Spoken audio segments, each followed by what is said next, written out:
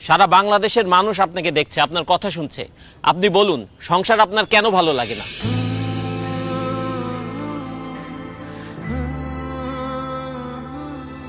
আমি যখন অনেক ছোট স্কুলে পড়ি, তখন আমার মা বাবা, স্কুলের শিক্ষক সবাই আমাকে বলেছেন, সুন্দরভাবে পড়াশোনা করো, পরীক্ষায় ভালো রেজাল্ট করো, তাহলে জীবনে সুখ আসবে। আমিও সেই সুখের আশায় দিন রাত পড়াশোনা করতে শুরু করলাম। পরীক্ষা দিলাম, ভালো রেজাল্ট করলাম, পড়াশোনা শেষ করলাম, কিন্তু সুখ পেলাম না। বরং চাকরি নামের একটা দুশ্চিন্তা আমার জীবনে চলে আসলো। সবাই বলতে শুরু করলো, যদি ভালো চাকরি পাও তাহলে জীবনে সুখ পাবা। তাই চাকরির জন্য বিভিন্ন জায়গায় পাগলের মতো ঘুরতে থাকলাম, ইন্টারভিউ দিতে থাকলাম। অবশেষে আমার চাকরিটা হলো ঠিকই, কিন্তু আমার জীবনে সুখ আসলো না। অফিসে কাজের প্রেসার, বসের প্রেসার, প্রমোশনের প্রেসার, আমার জীবন থেকে সুখ আরো বেশি হারিয়ে গেল। এরপরে ভাবলাম, জীবনে যদি একটা বউ আসে তাহলে হয়তো জীবনে সুখ আসবে। বউ আমার পাশে বসে থাকবে, মিষ্টি মিষ্টি কথা বলবে, রান্না করে খাওয়াবে, আদর করে রাতে ঘুম পাড়িয়ে দিবে। তারপর একটা বিয়ে করলাম, কিন্তু তারপর আমার জীবনের সুখ আসেনি। অফিসের প্রেসারের সাথে আমার জীবনে আরেকটা প্রেসার যোগ হইল, সেটার নাম হচ্ছে বউয়ের প্রেসার। কাজের জন্য অফিসে বেশি সময় দিলে বউকে সময় দিতে পারি না, বউকে বেশি সময় দিলে অফিসে সময় দিতে পারি না, বউকে বেশি সময় দিলে অফিসে বসের ঝাড়ি খেতে হয়, অফিসে বেশি সময় দিলে বউর গোমরা মুখ দেখতে হয়। তারপর আজকে এটা লাগবে, কালকে সেটা লাগবে, পরশু ওইটা লাগবে। যখন যা চায় সেটা এনে দিলে সংসারে শান্তি, না এনে দিলে অশান্তি। বউয়ের সাথে ভালো মতো কথা বললে বাবা মা রেগে যায়, বাবা মাকে বেশি সময় দিলে, ভালো করে কথা বললে বউ অভিমান করে। শ্বশুর শাশুড়ির সেবা করলে বাবা মা রেগে যায়, আবার বাবা মার সেবা করলে শ্বশুর শাশুড়ি রেগে যায়। তবুও শ্বশুর শাশুড়ি, বাবা মা সবার মন জুগিয়ে এই সংসারে আমাকে চলতে হয়েছে। ঈদ আসলে সবাইকে নতুন জামা কাপড় কিনে দিতে হয়েছে, কিন্তু ঈদের মধ্যে আমি কোনো নতুন জামা কাপড় কিনতে পেলাম কিনা সেটা কেউ কখনো জানতে চায়নি। কেউ অসুস্থ হলে তাকে হসপিটাল নিতে হয়, ওষুধ এনে দিতে হয়, কিন্তু সারা দিন শেষে ক্লান্ত হয়ে আমি বাসায় ফিরলে আমার কি খারাপ লাগছে কিনা, আমার কি অসুস্থ লাগছে কিনা কেউ কখনো আমার কাছে জানতেও চায়নি।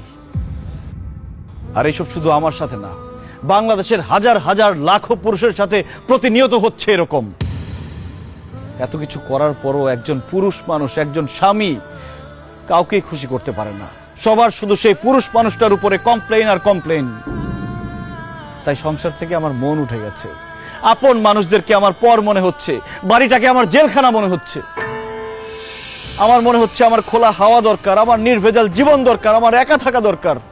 তাই আমি বাড়ি ছেড়ে, সবাইকে ছেড়ে এখানে এসে থাকার চিন্তা ভাবনা করেছি।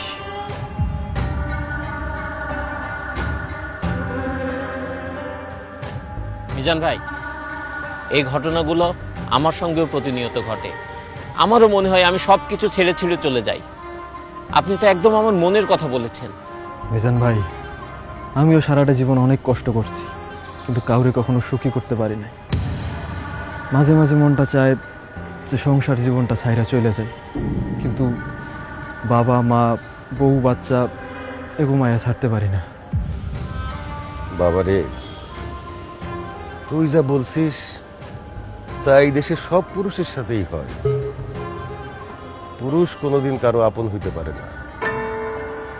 পুরুষ মানুষ শুধু দিয়েই যায়, কারো কাছে সুখ পায় না।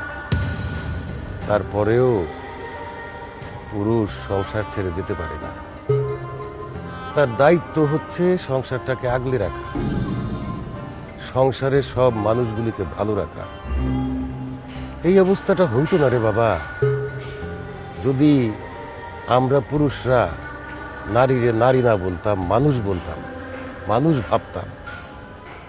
আর নারীরাও যদি পুরুষ না বইলা মানুষ ভাবতো, দুইজন দুইজনরে মানুষ ভাবলে এই সমস্যাগুলি আর হইতো না রে বাবা। জামাই বাবাজি, তুমি যে কথাগুলো বলছো একদম ঠিক বলছো। তুমি বলতে পারছো, কিন্তু আমি সারাটা জীবন বলতে পারি না। তারপর পুরুষ মানুষদেরকে এভাবেই সংসার করতে হয়, তোমাকে করতে হবে। মিজান, আমাকে তুমি মাফ করে দাও। তোমার স্ত্রী হিসেবে আমার দায়িত্ব ছিল তোমার কষ্টগুলো বোঝা। আমি তোমাকে কথা দিচ্ছি, আজকে থেকে তোমার দুঃখ কষ্ট সব কিছুর আমি খেয়াল রাখবো। প্লিজ বাসায় চলো, চলো না আমরা নতুন করে সুখের সংসার করি। সংসার কখনো সুখের হয় না সেতু। আমার মনে হয় কোনো সুস্থ স্বাভাবিক মানুষ সংসার করতে পারে না। সংসার করতে হলে পাগল হইতে হয়। আমার মনে হয় আমরা পুরুষরা সবাই পাগল, আর সেই জন্য সংসারের শত ঝামেলা সহ্য করেও সংসার করে যাচ্ছি, করে যাব। চলো।